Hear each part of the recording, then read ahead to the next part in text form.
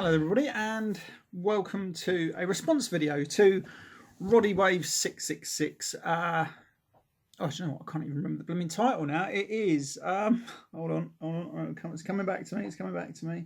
Getting to know an old Transformers reviewer and why do we do this shit? So I thought, do you know what? I haven't actually done one of these sort of videos for a while, one of these getting to know a Transformers fan. I can't remember the last one I've done. There was like a redo one most people did like about 9 years ago, something like that. So I thought, do you know what? Yeah, it's a great idea. And I've watched Roddy Wave's one, and I've watched Tamus Prime's, and I've watched bloody hell, things are going off my head at the moment. Gerard's, there we go. There are a few others I've still got to watch, but they're the main ones I've watched so far. Anyway, so there we go. So I am going to go through the questions. Now, I've got these ones off Roddy Wave 666's actual video. So I actually got them right down on an old payslip of mine, which is handy. Unfortunately, I don't know if he made a mistake with the numbering or I have, but I don't know. It's supposed to be 10 questions. I've only got 9. So I'm just going to stick with these 9 that I actually managed to get off the video. Right, number 1. Why do we do this shit? Why do I do this shit, in fact? Well, I've gone through this question a few times. But I'll say why I still do this. I still do it because it's fun. It's fun. I still like getting the toys that I buy and just doing a video on them, because sometimes you really like a figure that much and you want to show it off. It's the same reason I started, really. It's just to show off what you're getting, what you've got. Same as everyone used to do. And then you talk about it and then you get to know that sort of person, really. And that is why I still do it, really. I mean, don't get me wrong, I haven't done new videos for quite a while. I've been starting to do a few different types of videos, really, because the same reason. You get into something you like and you just want to show what you like, really. And that is why I still do it.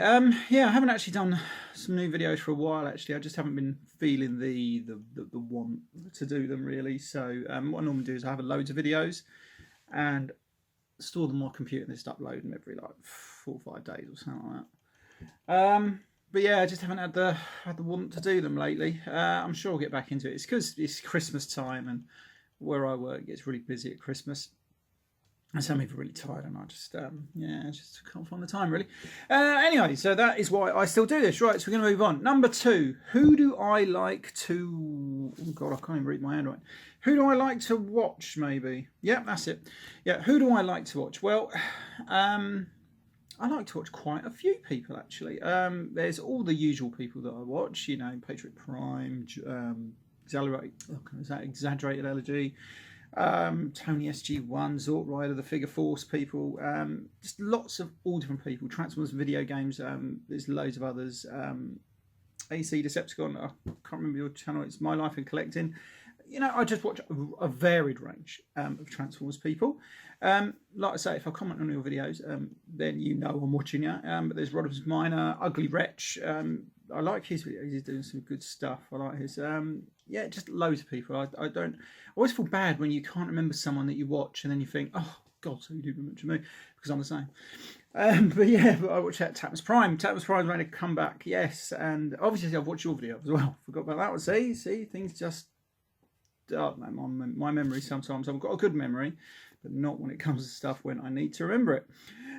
So anyway, so lately though, I've actually been getting into watching retro computer games. Junkie Dave does some brilliant videos. See, that one's just come straight back into my head.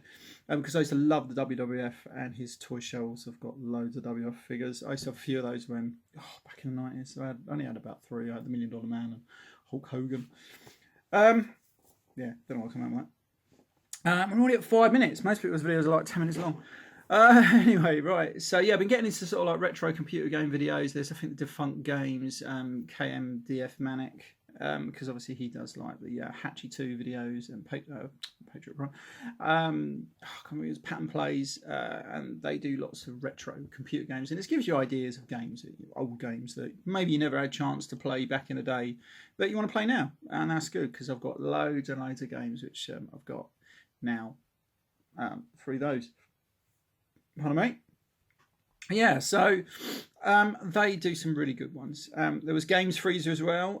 He did some great Super Nintendo football games, which I was watching. He was doing some golf ones, but it seems to stop now, so it was a bit strange. Anyway, yeah, so just lots of different people, really. Yeah, my son watches a lot of Thomas the Tank Engine stuff, actually. Some of those are quite good. Anyway, right, so we're going to move on. So I'm probably making a right old ash these questions, but you know what? Who cares? Anyway, right, so what? Oh, God, here we go. What? Oh, here goes. What is your old Holy Grail, and do you have a new one? I think I wrote that down, right? Right, so my old Holy Grail. I can't remember if I've ever had an Holy Grail, really. I'll go back to when I first was a child. My Holy Grail then was Fortress Maximus when I was a child. And I picked that one up actually pretty early in my collecting days. Pretty much about 93 to 95-ish, can't remember exactly where. When I was about 20 or 18, between 18 and 20, it was before I started to drive actually. Because I remember I had to get it home from the shop on my bike, the box, and it was a nightmare. All the way from one end of Staines all the way to Egham. That's like about 4 or 5 miles on my bike, walking it along. Paying bloody arseholes. So anyway, so I got him pretty quickly. And then, like I've said a number of times, there was this shop that I used to go to in Shepperton. Yeah, so I got lots of my sort of Holy Grailish stuff that I never had as a child from that shop. And then just through eBay, long before YouTube, really. So I don't know if I've ever had an old Holy Grail, but do I have a new one? Yes, I do have a new one. And like someone else said on one of their videos, I think it was the Figure 4 sort of videos that I was watching, Holy Grails have changed because I want a Leo Kaiser, for example. I want Leo Kaiser. I could have bought one a long time ago for £70 in the box, but I missed out on that. I ain't paying how much people want for it on eBay. But I could get it if I wanted to. I could just flash my credit card, so I've got the credit limit on it. I could just get it, but no. It's Holy Grails have changed. You can get anything you want these days, but it's all down to money, isn't it? And it's sort of changed really. And another point was, it is Fortress Maximus. Like someone said, I can't remember where I saw this or read it or whatever, right? So Fortress Maximus was a lot of people's Holy Grails before they made the reissue, and even before they did the Robots in Disguise sort of Brave Maximus version. So it was a case of long time ago, oh wow, you've got a Fortress Maximus. Well, I'd really love that figure. And suddenly when the reissue came out, it changed it from, oh wow, you've got a Fortress Fortress Maximus. Wow, yeah, so do I. And it just sort of changed really. So every time they bring a reissue out of especially when it's a hard to get figure, I think the fun sort of goes out of owning a figure that is a kind of Holy Grail to some people, just because, it's a bit like I used to collect comics, or I still collect comics. When you have a comic that you think, wow, like for example, like the Death of Superman, number 75, Superman 75. If you got the direct edition one that came in the black bag, you think, wow, I've got this one, that isn't available. You can get it down the news agents or whatever. You have to go to a specialist shop. Unfortunately, though, that comic is so popular, as in it's just, you could get one 10 a penny, because they made like about 4 million of them or something like that, where it sold 4 million copies. It's stupid. So you're thinking that these are going to be rare, but they're not. Do you see what I mean? And so it's the same principle, really, is that it's just that everybody wants something that they believe is cool. And so I think Holy Grail is just now what is really what you want. You know what I mean? It doesn't matter that someone else has got it. It's something that you want. And that is good. Yeah, sorry, I'm off on a tangent there. So anyway, yeah, I do have a new Holy Grail, and I could have got this. I just decided that the price was a bit too much for how much I wanted to pay, and I wish now that I had gone up to my price. So I could have just, like I said, flashed my credit card and put in a silly bid and got it. And but it was a KO figure, you see, and you never know how much they're worth because it's just down to the person, really, not really like it's a hard one to, because obviously some people don't like KOs and stuff like that. But this is a Overlord KO that I've seen, but it's a very special Overlord KO, G1 Overlord, and it comes with chromed parts. It's so nice. I've seen it. I should have got it. It went over £200. I was easily going to bid for 500, but I thought, no, silly money. I'll probably see one sometime, and I've never seen one again. Yeah, but it's got chrome parts, but not only that, it's got Star Saber's head, and it is commonly known as Oversaber, and it is just the most bizarrest figure that I just want. I want that figure, but I've never seen one again. I should have got it on eBay when I saw it, but it just looks so cool. Anyway, right, so there we go. Let's move on, because I'm at 10 minutes already. I'm only on 3 questions. See, unfortunately, I like to waffle, really. Right, so yeah, so that is that one. Right, number 4. What has changed in the years of your reviewing? Now, that was a good question, because I wasn't too sure if it means what has changed on YouTube or what has changed in my life. So I'm going to try and do both quickly. What has changed on YouTube? There's a hell of a lot more people doing it. I mean, when I started, there was quite a few people, but lots of people stopped, you know what I mean?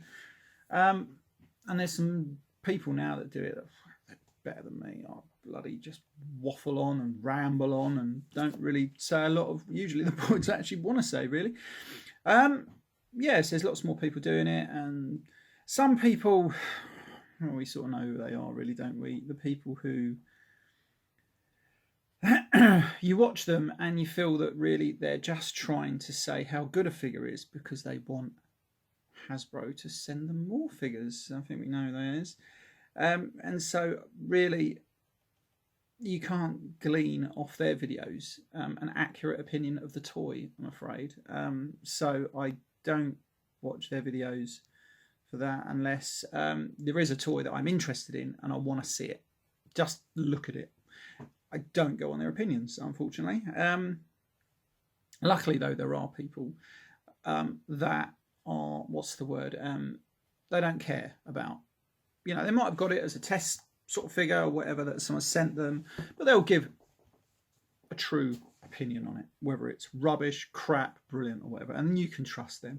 And that's what I try and do in my videos as well. I mean, I don't get nothing sent free. I mean, luckily, a few people have sent me gifts and stuff, but that is very few and far between, and not like, oh, there's a brand new figure that we've just got coming out, rubbish, none of that. No, there's just that someone said, oh, I know you wanted that figure, and I'll send you it.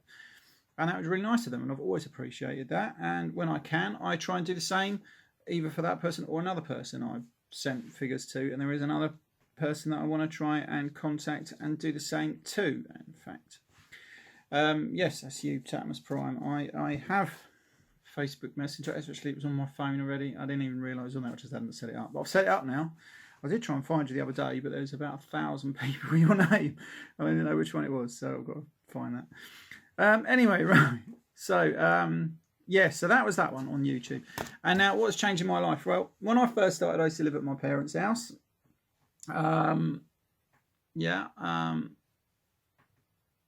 met my wife, who was obviously then my girlfriend when I first met her, and then we moved out. We started renting a place. Then we had a child, and that has been the biggest change in my life. And then we bought our own place. Yeah, that's another one, because obviously then your money is just drained constantly. So especially with a child as well, especially with a child who's so much like me but not like me, it's quite really weird, really strange and frightening sometimes. Yeah, so just don't have a lot of money, and yeah, so that was one of the biggest changes in my life, really. That is what's changed. I've changed it. I used to change how I did videos. I used to do videos like this, and I was actually thinking of going back to doing them like this, but I think it's because I'm not great. I don't always like being in front of the camera. I just prefer being behind it because I don't know why. That's probably because just my personality. I'm sort of, I can be a naturally shy person, and I still can. I know sometimes it don't seem it. Other times it does. So, but that is probably why. And so when I started doing them from behind it, with just the hands, it just makes me feel more confident. I don't know why. But that is why, really. Yeah. Other than that, yeah. Other than that, you know. But I'll come on to something else about my son in a moment. I think one of the other questions, if I remember. Right. So anyway, so that's what has changed. Blah, blah, blah. Where are we? Number 5, I believe. What else do I collect? What else do I collect? Now, this one is a hard one for me because I do collect a few other bits. I collect Zoids. I've got quite a lot of Zoids. I've got the old European Zoids that when it was separated into blue and red Zoids, which is kind of cool. So I've got lots of them. I've got pretty much a single version of every toy that come out of that. But then what was so cool about Zoids is you could troop build with pretty much all of them, pretty much. So you could just go on eBay. I used to do it a lot. When I was bored, couldn't think what to buy. I'll have a look for some Zoids, see what cheap ones I can get. And it didn't matter the condition either, because they were always warring, fighting. So if you got one missing a leg, bit of broken, missing a pot, it didn't matter. You could just have it and use it as a troop builder. It didn't matter. That's what was great about Zoids. What else do I collect? I actually collect World Cup football stickers. I'm not totally sure. I'm not massively into football. I used to be. But I collect them, and so every World Cup or European Championships that comes out, I get the sticker album from Panini, and then I'll wait usually until after the football tournament's finished. Then I'll go on eBay and buy a complete set of stickers because I find that's the cheapest way of doing it. Yeah, and so then I'll do that. I've still got to get the World Cup that's just gone by, when amazingly we did reach the semi-finals. We should have got to the final. We should have bloody won it, shouldn't we? You know. So I still got to get that set. Yeah, so I collect them. What else do I collect? I collect a lot of comics, but I was going to come on that on another question. Yeah, so I collect comics, though nowhere near as many as I used to. And that's about it, really. I'm trying to think what else. Not really so much stuff, really, because I don't have a lot of money these days. So anyway, right, so number 6, do you have any hobbies? Now, yes, I was going to come to my comics in this, because that is a hobby. It's been a big hobby of mine since the early since the early 90s, well, late 1989. I'm just going to have a drink quickly, because I remember I made this cup of tea using my Transformers mug I got. Yeah, so I've been into that since the early 90s, collecting comics. And that's my hobby. So it's a big hobby of mine. But I get a lot of other stuff. So I was going to show a few off here, actually. Scarlet Trace. If you've not read Scarlet Traces, you should read it. It is a great, great series. Now, I like history and stuff like that. And I always try and read up on First World War history. Usually Second World War history and stuff like that. I love it. So... and these books give a different take on the British Empire after the aliens invaded, and how the British Empire then just took over the world using the alien technology. It's a great, I love it. Just a great stuff. So anyway, so other hobbies that I have, yes, comics. I was going to show this one. This one I got for Christmas. I don't think it was last year. I think it was the year before. Alice in Sunderland. I love odd books, and I saw this when me and my wife and my son went to London. Yeah, I love it. It was just, I haven't read it all. I started reading it and then I got into something else and put it aside, so I've still got to finish off, but this is next on my list to read. It is just a strange book going, I can't even remember what it's about now. It is about Sunderland, funnily enough, but it's done by Brian Talbot. But it's just a great book. I think some of the stories in it, and you've got to work out which are true and which is fictional, or something like that. I'm not totally sure. Other hobbies that I have, I've been collecting and reading these. This is the Horus Heresy from obviously the Warhammer 40,000 universe. This book here, Exaggerated Elegy told me about this book. God, how many years ago now? About 6-7 years ago. And I bought this 6-7 years ago. This book, I haven't actually read it yet. I'm on the book preceding this one, which is Nemesis, and I've been reading that one for 2 years. It's taken me that long to get through it. So I've been reading those. That is another hobby of mine. I do like Warhammer 40,000, and I'm a very fringe sort of person, really, on that. But another hobby of mine of late is retro gaming, and I bought this a while ago. It's probably stuck to the side now, so hopefully there wasn't nothing on there. I bought this was my C64 Mini. I should have waited, a bit like Transformers and video games, where he got his on the Black Friday sale. I don't think it would have been that cheap over here that he got it for. He got it like $50, which is Canadian dollars as well. Some damn sight cheaper, but yeah, I should have got that. Yeah, I should have waited. But it didn't matter, but I wanted it. because I love the C64. I used to have, well, my brother had one when I was a child, and we used to play it all the time. So I wanted that, and because I didn't get it originally, but then when they'd done the updates, you could put loads of extra games on it. I got that. And then obviously I got this, which was my Super Nintendo Mini, and this is the American version. I wanted the American version because I always wanted the American Super Nintendo when they came out back in '91, whenever it was.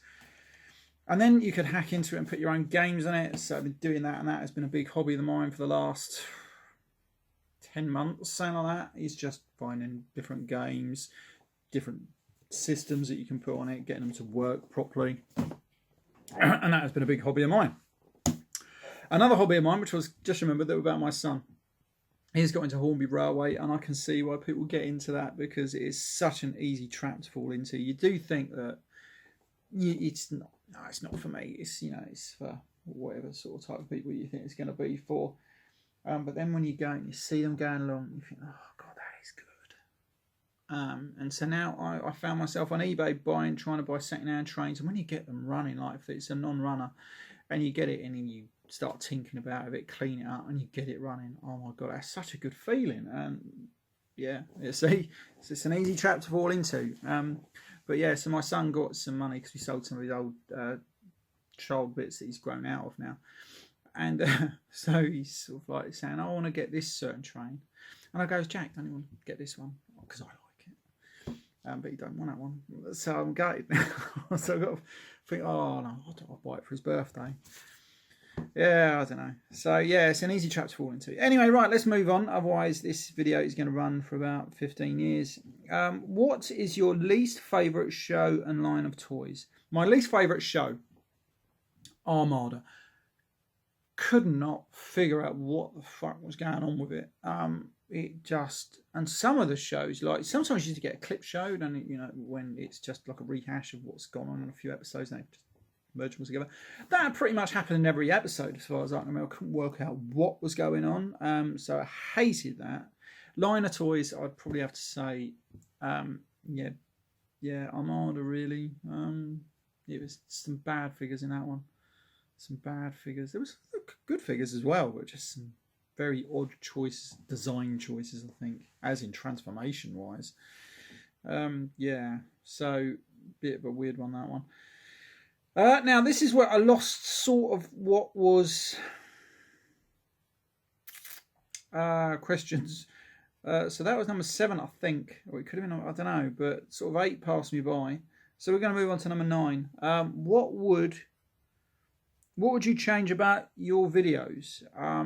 I'd like to make them more better, really, where I'm a bit more coherent and get the points across that I always like to get across, and make them more interesting for people to watch. I don't know, something like that, really. Get a better camera, one that has like ultra high definition cobblers on it and everything like that, and just make them more interesting. I'll tell you what, there's someone to watch who started off and come along and does a great format almost right away, and that's Patriot Prime. I just watched his and I thought, wow, I wish I could do them like that. But he is just pretty good, and he should have lots more subs for what he does, really, and the amount of effort that he puts into them. So there you go. Right. So that's it, really. I mean, right, so I think this one is going to be a tough one because I've not done any thought about this last question. If you could have a real life transformer, what would it be, and what would you do with it? Real life transformer? I don't know. Other than, I don't know, something weird. I don't know. Do you know what? Because all the good answers people have already said. I think Gerard said the best one, which is probably what I would do actually as well. So I am just going to go really dull and say cash dispenser, like an ATM. Can have one of those. I mean, it could sub me until the end of the week. Yeah, so there we go. Right, this has been Graham, the Collector 75. Now it's gone on a bit longer, so I don't expect you to be still watching it now. Anyway, right, this has been Graham, the Collector 75. I shall see you all next time. Have a nice Christmas, because it's Christmas, isn't it? Or it will be. Well, then again, by the time I upload this, it could be fucking summer next year. Right, anyway, I shall see you next time.